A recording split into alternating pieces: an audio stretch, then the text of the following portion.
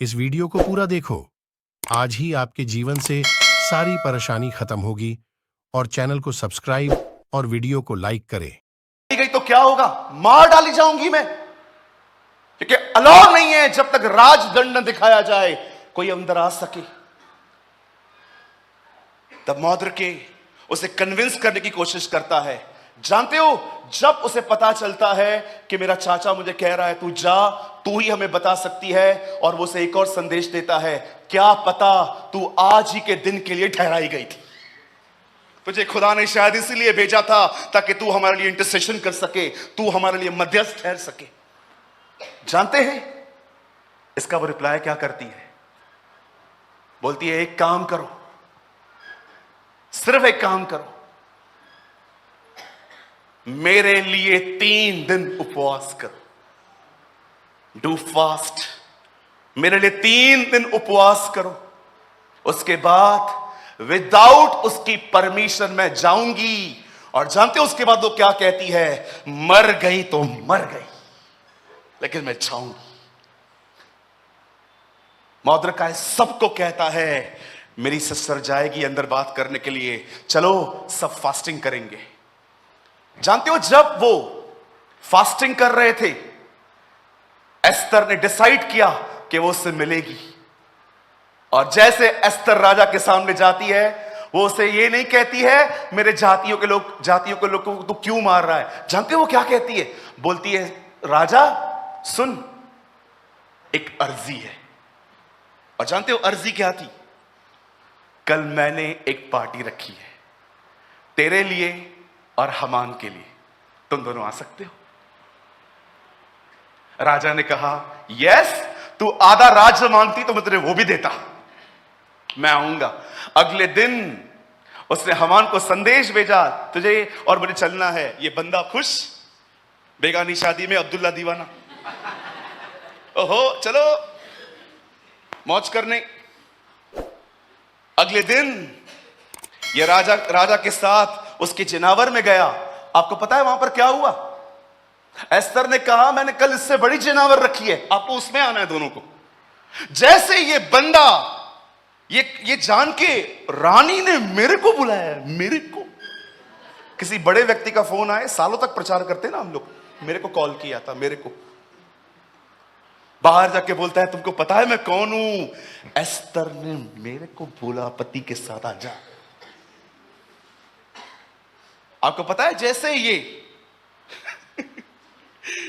ये न्योता पाके नीचे उतर रहा था, सामने हमान खड़ा, मौद्र के खड़ा था, सब झुके हुए थे।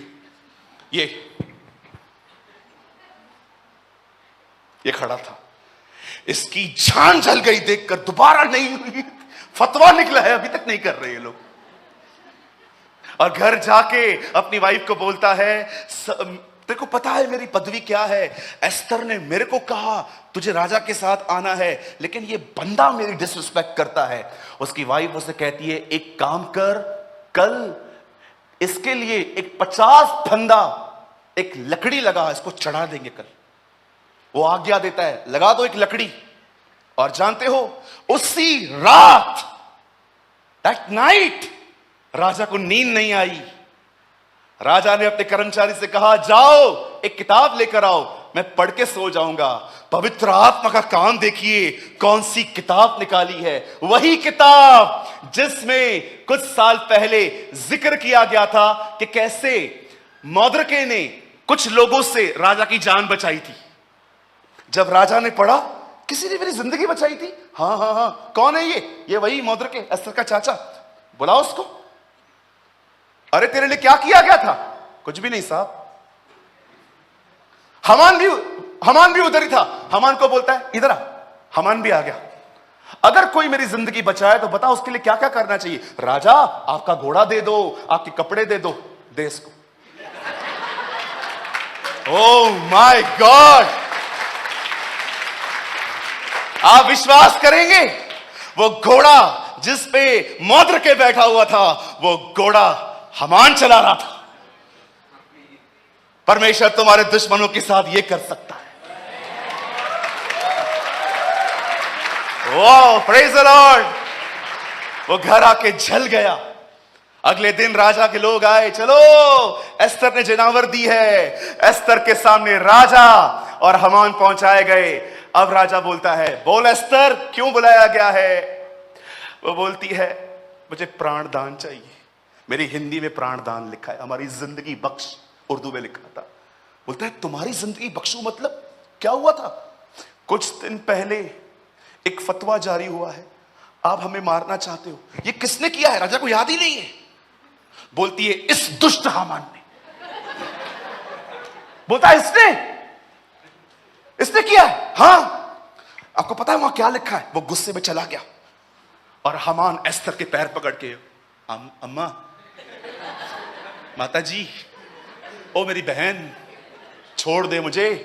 ये बंदा गुस्से में ऐसे सोच सोच के वापस आता है।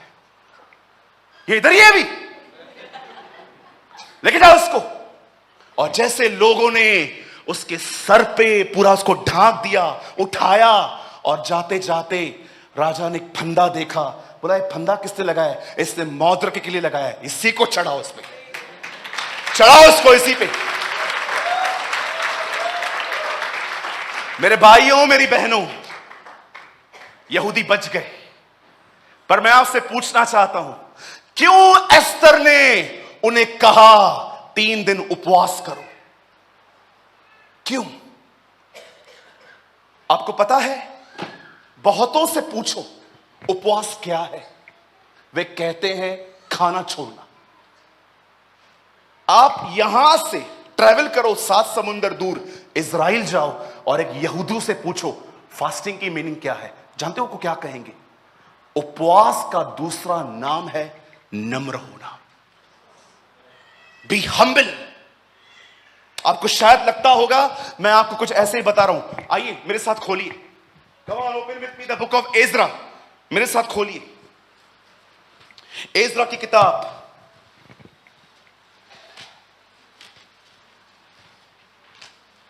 Oh thank you Lord. 8 अध्याय 21वां वचन। देखिए यहां क्या लिखा है, 8:21 एज्रा।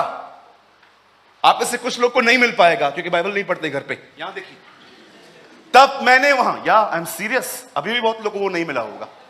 जानते हो क्यों? आप देखो, आपके पेपर भी चिपके हुए रहेंगे। तब मैंने वहां अर्थात अवादा नदी के तट पर उपवास का प्रचार इस आश्रय से किया कि हम परमेश्वर के सामने दीन हो। आप जानते हो एज्रा इजरायली को कहता है उपवास रखने के द्वारा अपने आप को दीन करो। आप कहते हो मैंने उपवास में खाना छोड़ दिया है। परमेश्वर उपवास को एक नाम देता है और वो कहता है वो ये दीनता है। मैं चाहता हूं एक और स्क्रिप्चर आप मेरे साथ खोलिए। पहला राजा 21वां अध्याय। मैं चाहता हूं आप लोग बात में देखिए। यहां देखिए, यहां देखिए, यहां देखिए, आपका माइंड डिस्ट्रैक्ट हो जाएगा। यहां देखिए, पहला राजा 21वां अध्याय, ब्रदर 25 से लगाइए। सब यहां देखिए, हेलो, सब यहां देखिए। ये इजराइल का सबसे दुष्ट राजा है। सचमुच अहाब के तुल्य और कोई नहीं था जिसने अपनी पत्नी इजबिल को उकसाने पर काम करने का, जो यहोवा की दृष्टि में बुरा है, अपने को बेच डाला। यहां देखिए, वेट ब्रदर, आप यहां पर देख रहे हैं, यहां पर एक राजा है। इसने एक अन्य जाति लड़की से शादी की थी जिसका नाम था इजबिल। जानते हो इस औरत ने क्या किया इजराइल के साथ? ये नबियों का कत्ल करवाती थी, प्रॉफिट्स को मारती थी। एलिया इसके डर से ही भागा था जब उसे सुसाइड करने के लिए खुदा से कहा था कि मुझे मार दे। आप जानते हो इस बंदे ने क्या किया था? आप हैरान हो जाओगे। आज उपवास ऐसा होता है, यस ऐसे होता है। जानते हो उसने क्या किया? एक दिन इजराइलियों को बुलाया, अपनी प्रजा को बुलाया। जानते हो उनको क्या बोलता है? बोलता है तुम चाहते हो तुम्हारा घर ब्लेस्ड हो? हां। धन्य हो? हां। आशीषित हो? हां। मुबारक हो? हां। एक काम करो, अपने बच्चों को काटो, टुकड़े टुकड़े करो उनके, और नया घर बनाने से पहले फाउंडेशन में उनके टुकड़े डालो। इस राजा ने यह काम किया था।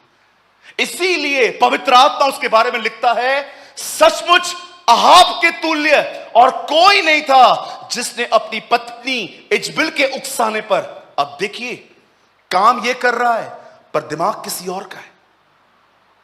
दिमाग एक ऐसी का है जो दुष्ट आत्माओं से पजेस है। आप में से कुछ लोग इजबिल को एक कैरेक्टर समझते हैं। मैं आपको बताना चाहता हूं, इजबिल एक दुष्ट आत्मा है। सूरज भाई कहां लिखा है? यहां देखिए। कितने लोगों ने प्रकाशित वाक्य पढ़ा है? हाथ उठाइए। एटलीस्ट वंस, एक बार। ये लेडी मर जाएगी अभी कुछ समय के बाद।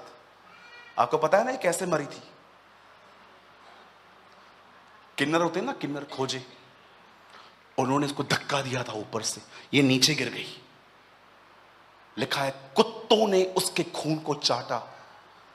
और कलाम कहता है जहां इसे गाड़ा गया वहां वैश्याएं नहाती हैं आज, इजराइल के अंदर। बाइबल में लिखा है। लिखा है जब इसे फेंक दिया गया तब ये मर गई। और लिखा है कुत्तों ने उसका खून चाटा। उसका एक कारण यह था क्योंकि कुछ समय पहले इसने नाबोत नाम के एक व्यक्ति को मारा था, उसका खून भी कुत्तों ने चाटा था। परमेश्वर ने इसका व्यवहार इसके सर पे लौटा दिया था। आप जानते हो, ये लेडी अपने पति को कहती थी इजराइल के साथ ये कर। इसीलिए पवित्र आत्मा इसके बारे में देखो क्या लिखता है, सचमुच अहाब के तुल्य और कोई नहीं था जिसने अपनी पत्नी इजबिल के उकसाने पर वह काम करने जो यहोवा की दृष्टि में बुरा है अपने आप को बेच डाला। अब ये इसके कामों का जिक्र है। ब्रदर 26 लगाइए। अब देखिए आगे क्या हो रहा है। वह तो उन एमोरियों के समान जिनको यहोवा ने इजराइलियों के सामने से देश से निकाला था बहुत ही घिनौने काम करता था। अभी भी सेम बात लिखी गई है, अर्थात मूर्तों की उपासना करने लगा था। आगे एलिया के ये वचन सुनकर, अब सुनिए यहां पर, इन गुनाहों को देखकर एलिया ने इसके ऊपर जजमेंट प्रोक्लेम की थी कि परमेश्वर तुझे खत्म करेगा, तेरे परिवार को भी नाश करेगा। एलिया के ये वचन सुनकर अहाब ने अपने वस्त्र फाड़े और अपनी देह पर टाट लपेटकर उपवास और टाट ओढ़े पहनने लगा और दबे पांव चलने लगा। अब सुनिए, जब इसे पता चला कि इसका न्याय होने वाला है, इस बंदे ने डिसाइड किया कि ये उपवास करेगा। लेकिन देखो 28 में परमेश्वर इसके उपवास के बारे में क्या कहता है। और यहोवा का यह वचन एलिया के पास पहुंचा। अब खुदा एलिया को देखो क्या बोलता है। 29 भाई, क्या तूने देखा अहाब मेरे सामने नम्र बन गया। ऐसा कहना चाहिए ना, उसने उपवास किया। जानते हो जब आप उपवास करते हो आप परमेश्वर को यह कहते हो मेरे पास बहुत बुद्धि है, बहुत समझ है, लेकिन आज मैं उपवास करता हूं, मुझे अपने रास्तों पे कुछ विश्वास नहीं है। आई सीक यू लॉर्ड, मैं तुझे खोजूंगा। मैं हैरान हो गया। उसे यह कहना चाहिए था ना, अरे एलिया तूने देखा इसे खाना छोड़ दिया है, इसे पानी पीना छोड़ दिया है। परमेश्वर कहता है क्या तूने देखा कि अहाब मेरे सामने नम्र बन गया। कैसे? जानते हो यहूदी क्यों बचे? क्योंकि वे नम्र हुए, वे हम्बल बन गए। हमेशा याद रखिएगा, बहुत सारी दुआओं का उत्तर एक कारण से नहीं आता है, वो है घमंड, प्राइड। मैं क्यों माफ करूं, मैं क्यों बात करूं, खुद आए ना बात करने के लिए, मैं क्यों बात करूं। तुम्हारे इस गंदे एटीट्यूड के कारण तुम्हारी दुआओं के उत्तर रुके हुए हैं। इस कारण मैं आपको दिखाऊं और कुछ। ब्रदर यशाया का ये पकड़ के रखिएगा। देखो यशाया का 58 अध्याय। ब्रदर एक वचन निकालिए 58 का 11। सब यहां देखिए, प्लीज बाइबल मत खोलिए। देखो परमेश्वर क्या कहता है यशाया के 58 अध्याय में। यहां देखो। Oh thank you Jesus. Fast brother, भैया काम कीजिए, 8 से लगाइए।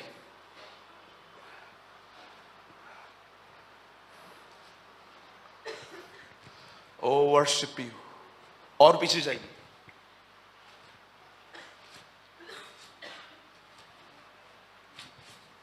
सुनो, तुम्हारे उपवास का फल क्या होता है कि तुम आपस में लड़ते और झगड़ते हो और दुष्टता से घूंसे मारते हो। परमेश्वर को आपकी भूख से ज्यादा आपके फास्टिंग में आपका एटीट्यूड देखता है। कहता है भैया एक काम करो ना, 3 से लगा दो, पूरी पिक्चर क्लियर हो जाएगी इनके सामने। सुनिए यहां पर क्या कहता है बाइबल में। देखो वो क्या शिकायत करते हैं फास्टिंग रख के। वे कहते हैं क्या कारण है, हमने तो उपवास रखा परंतु उसने हमारी सुधि नहीं ली। इस्राएल के लोग कहते हैं हम उपवास में थे पर खुदा ने हमारी उपवास में भी नहीं सुनी। हमने दुख उठाया परंतु तूने ध्यान नहीं दिया। सुनो, उपवास के दिन तुम अपनी इच्छा पूरी करते हो और अपने सेवकों से कठिन काम कराते हो। बहुत लोग उपवास में रहते हैं ना, आराम से बैठे रहेंगे, चाय तो ले आ, कॉफी तो ले आ, ये तो ले आ, ये तो ले आ। क्यों, तेरे हाथ में क्या मेहंदी लगी हुई है? नहीं, मैं उपवास में हूं। बहुत सारे जो लोग होते हैं ना, उपवास रख के उनको लगता है उन्होंने परमेश्वर पे या अपने ऊपर कोई एहसान किया है। इनका एटीट्यूड देखिए, कठिन काम कराते हो तुम। कितने लोग हैं मुझे बताइए फास्टिंग के डे भी नॉर्मल रहते हो आप?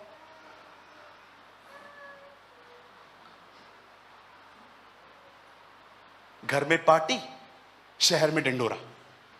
हर एक को पता रहता है हमने उपवास किया, हर एक को पता नहीं कैसे, पता नहीं क्या। अब देखो खुदा क्या कहता है 4 में। सुनो, तुम्हारे उपवास का फल यह होता है कि तुम आपस में लड़ते और झगड़ते और दुष्टता से घूंसे मारते हो। जैसा उपवास तुम आजकल रखते हो उससे तुम्हारी प्रार्थनाएं ऊपर सुनी नहीं जाती। खुदा कहता है अगर आपके अंदर नफरतें हैं, आपके उपवास करने का कोई मतलब ही नहीं बनता। यहां पर तो बिलीवर को छोड़ो, लीडर के लिए भी कचरा रखते हैं लोग और परमेश्वर से कहते हैं father fill me with your holy spirit. कुछ नहीं होने वाला है, सिर्फ वजन कम होगा। मैं आपसे पूछना चाहता हूं, क्या आप भी इसी तरह उपवास तो नहीं कर रहे? खुदा के सामने भूखे बैठे हैं, नफरतें लेकर, कड़वाहट लेकर। इस तरह के उपवास मत करिए। उपवास में प्रार्थना कीजिए, खुदा मेरे दिल को प्यूरिफाई कर। दाऊद की तरह कहिए मेरे दिल को नया कर, मेरे अंदर एक नई आत्मा उत्पन्न कर। कितने लोग उपवास में खुदा से सामने इस तरह जाते हैं, लॉर्ड प्यूरिफाई मी। उसने बतशबा के साथ पाप किया और जब नातान उसके पास आया उससे अपने कपड़े फाड़े और खुदा को कहता है मेरे अंदर एक नया दिल पैदा कर, मेरे अंदर एक नई आत्मा दे, मेरे उद्धार का आनंद मुझे लौटा दे हे यहोवा। वो जानता था उसका दिल खराब हो गया। आपको पता है हमारे उपवास क्यों हैं? बच्चा चाहिए, वीजा चाहिए, बिल्डिंग बनाने में मदद कर, नौकरी दिलाने में मदद कर, ये दे वो दे। हम में से बहुत सारे लोगों की फास्टिंग सिर्फ और सिर्फ दुनिया की चीजों को पाने के लिए होती है। कितने लोग उपवास में खुदा के सामने जाते हैं और दाऊद की तरह कहते हैं प्यूरिफाई माय हार्ट, मेरे दिल को ठीक करना खुदा। कब तक मैं ऐसा रहूंगा? कब तक मैं उस व्यक्ति को देख देख के अंदर ही अंदर जलता रहूंगा? कब मेरे अंदर एक डिजायर आएगी खुदा, मैं कब लोगों को साफ मन से देख पाऊंगा? कलाम कहता है प्रेरितों की काम की किताब के अंदर वे सीधे मन से भोजन करते थे। जब वो आपस में मिलते थे ना, खाना खाते थे ना, सबका मन शुद्ध होता था, वे सीधे मन से खाना खाते थे।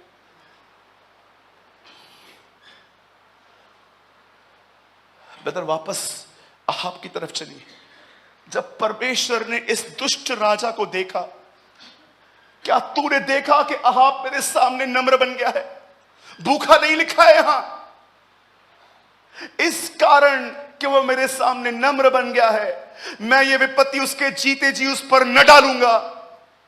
उसके पुत्र के दिनों में उसके घराने पर विपत्ति भेजूंगा। यहां देखिए, जब उपवास इस दुष्ट राजा के लिए इतना कुछ कर सकता है तो हम परमेश्वर की संतानों के लिए क्या करेगा?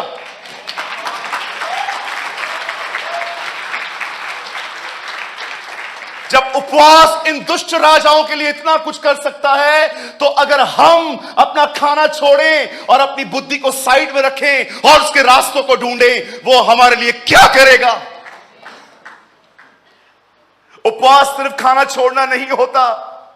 जब आप उपवास करते हो ना, आप परमेश्वर को कहते हो, प्रभु मैं अपने सारे तौर तरीके साइड में रखता हूं, मैं आपकी तरफ देखता हूं, मैं अपने छुटकारे के लिए आपको देखता हूं। इसीलिए यहोशापात ने, परमेश्वर का वचन कहता है, उनसे उपवास करवाया, खुदा ने उन्हें बचाया। अरे यहां तो इंसान नहीं करते, पढ़ के देखिए, नीनवे नगर में जानवरों ने उपवास किया था। मेरे से उपवास नहीं होता। क्यों नहीं होता जानते हो? क्योंकि तुम यहां तैयार नहीं हो, क्योंकि तुम यहां तैयार नहीं हो। हम बिल्कुल हवा की तरह हैं, बिल्कुल हवा की तरह। भूख नहीं लगी होगी तो भी खाएंगे। कितने लोग यीशु की तरह हैं, भूख लगती है फिर भी नहीं खाते। देखा आपने यीशु को? 40 दिन बीतने के बाद उसे भूख लगी और शैतान आके कहता है, यू आर हंग्री ना? यस, बना इस रोटी को, बना इसे रोटी। आप जानते हो, अगर आप सिगरेट पीते थे ना पहले और आपने सिगरेट छोड़ दी है, जब आप कमजोर पड़ोगे ना, आपसे दुआएं नहीं होंगी, कलाम नहीं पढ़ोगे, चर्च जाना बंद कर दोगे, तब शैतान आएगा और कहेगा एक पी ले। देख कोई विश्वासी इधर नहीं है, पी ले, पी ले। देखो विश्वासियों का ही तो डर है, खुदा का डर कहां है तुझे? ये पी। उन दिनों में दोस्त आएंगे और कहेंगे स्मोक। अगर आप शराबी थे ना, आपने शराब छोड़ दी, जब आप कमजोर पड़ोगे ना, तब आपके दोस्त आएंगे, चल रहा है क्या? किधर? आईपीएल चालू है आज एक होटल में, तू भी चलना। आप बैठे रहेंगे, वो लोग शराब पिएंगे, हुक्का पिएंगे, आप उनको देखते रहेंगे, आपको ख्याल आएगा कोई नहीं है, थोड़ा देर। शैतान आपकी कमजोरियां जानता है। जानते हो शैतान यीशु के पास आके ऐसा क्यों बोलता है, पत्थर को रोटी बना? क्योंकि वो जानता था ये क्रिएटर है, इसे इसी में टेम्प्ट करेंगे। अपनी चीज को बना, वो जानते थे ये रचयिता है, ये बनाता है चीजों को, ये खुदा है, ये दुनिया का मालिक है। अगर इसको, लेकिन यीशु ने भूख में भी जानते हो क्या कहा? नहीं, मैं जानता हूं मैं भूखा हूं, लेकिन मैं नहीं बनाऊंगा। क्यों? क्योंकि ये गंदे शब्द तेरे मुंह से निकले। मैं तेरी बात क्यों मानूं? पुत्र अपने आप में कुछ नहीं करता, जब वो पिता से सुनता है वही करता है। उसने अपने कलाम में कहा।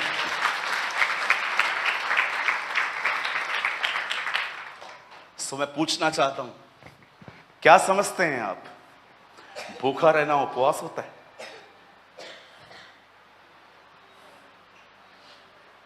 क्यों बच गई एस्तर? क्यों बच गया यहोशापात? क्यों बच गए नीनवे के लोग? क्यों बच गया दानियल? क्योंकि वे सब नम्र हो गए। उपवास सिर्फ भूखा रहना नहीं होता, उपवास सिर्फ खाना छोड़ना नहीं होता। उपवास की सच्ची अर्थ होती है कि आपने अपने आप को नम्र किया है। जानते हो किस तरह नम्र? एक दिन मैं एक चर्च में गया, मुझे खुदा ने कहा, यहां पर तू जितने भी लोगों को देख रहा है ना, इनमें से किसी की भी प्रेयर लाइफ 5 मिनट से ज्यादा नहीं है। सिर्फ 5 मिनट दुआ करते। महाराष्ट्र की बात बता रहा हूं, आई वॉज इन महाराष्ट्र। मैं प्रीच करने के लिए रुका, मैंने प्रचार किया। अब सेकंड सेशन भी था मेरा। वहां के पादरी साहब आए, पास्टर आए, मुझे कहते हैं, ब्रदर मेरे लोगों के लिए प्रचार करो।